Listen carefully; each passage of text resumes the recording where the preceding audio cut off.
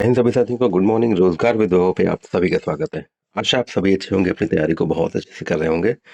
और जैसे मैं हमेशा कहता हूँ, तब तक जरूर करते जब तक आपके हाथ में फाइनली आपका रिजल्ट ना आ जाए। चाहे आपकी पिछली कोई ऑन गोइंग वैकेंसी हो या अपकमिंग वैकेंसी हो, बस रेगुलरिटी और पेशेंस के साथ अवश्य लगे रहिए, क्योंकि ये दोनों बहुत ज़रूरी होते हैं हर एग्ज़ाम्स के लिए, हर एग्ज़ाम के फाइनल रिजल्ट तक के लिए। क्योंकि कभी कभी बहुत लंबे समय तक वैकेंसी नहीं आती जिसकी आप इच्छा कर रहे होते, जिसकी आप चाह कर रहे होते कि जल्द से जल्द वैकेंसी आए। वैकेंसी आती है, फिर एग्ज़ाम होता है, फिर कभी कभी लटक जाता है। तो ऐसी कई सारी इश्यूज होते हैं जिसमें रेगुलरिटी और पेशेंस की आवश्यकता होती है। तो बस इन्हीं दोनों के साथ अपनी भर्ती की तैयारी करते रहिए, अपनी वैकेंसी की तैयारी करते जिसके लिए आप एलिजिबल हैं या जिसके लिए आप तैयारी कर रहे हैं। और अगर अभी तक आपने रोजगार बाबू को सब्सक्राइब न किया हो तो आप सभी से निवेदन है, अवश्य सब्सक्राइब कर लें, क्योंकि आपको यहाँ पर तुरंत सटीक समय पर एकदम ऑथेंटिक जानकारी, त्वरित जानकारी मिल जाती है। तो बात करते हैं यूपी ट्रिपल एस सी नई भर्ती 2026 ट्यूबवेल ऑपरेटर, लगभग 11,600 पद की। आयु, पद, योग्यता और पाठ्यक्रम क्या है, ये सारी चीज़ें आज की इस वीडियो में मेंशन की जाएंगी। तो सबसे पहले हम बात करते हैं कि ट्यूबवेल ऑपरेटर की आखिरी भर्ती कब आई थी।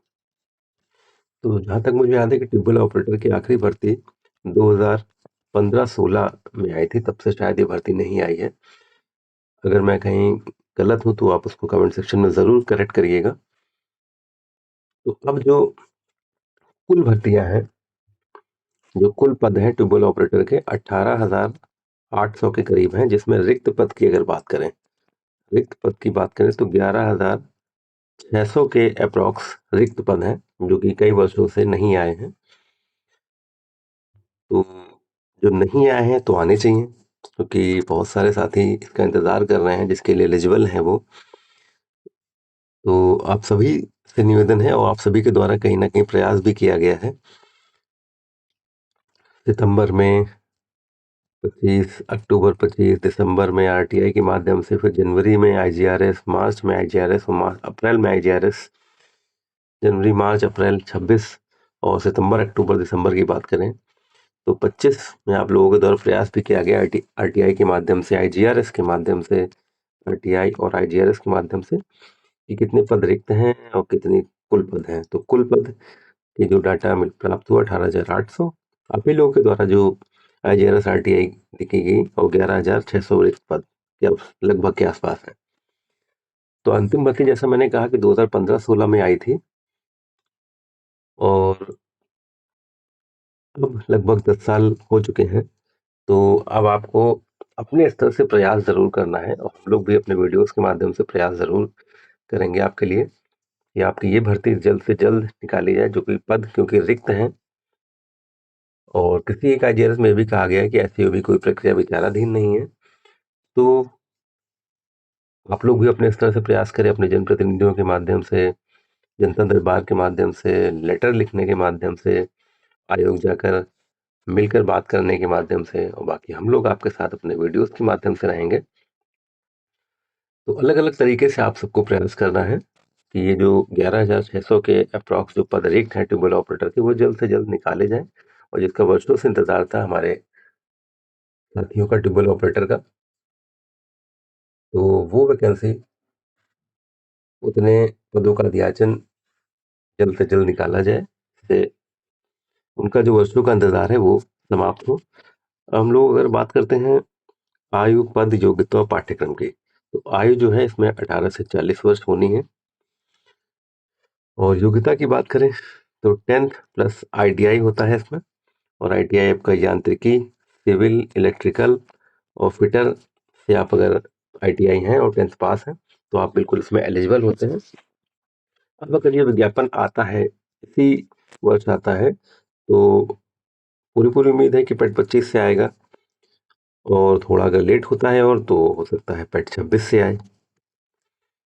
तो ये मान के चलिए कि आनी चाहिए, क्योंकि 2000 सारे पेट हमारे कई साथियों ने दिए हैं, जितने पेट हो चुके हैं ट्यूबवेल ऑपरेटर वाले, लेकिन अभी तक ये वैकेंसी नहीं आई है। तो उम्मीद इस वजह लगाई जा रही है क्योंकि 2026 रोजगार वर्ष है।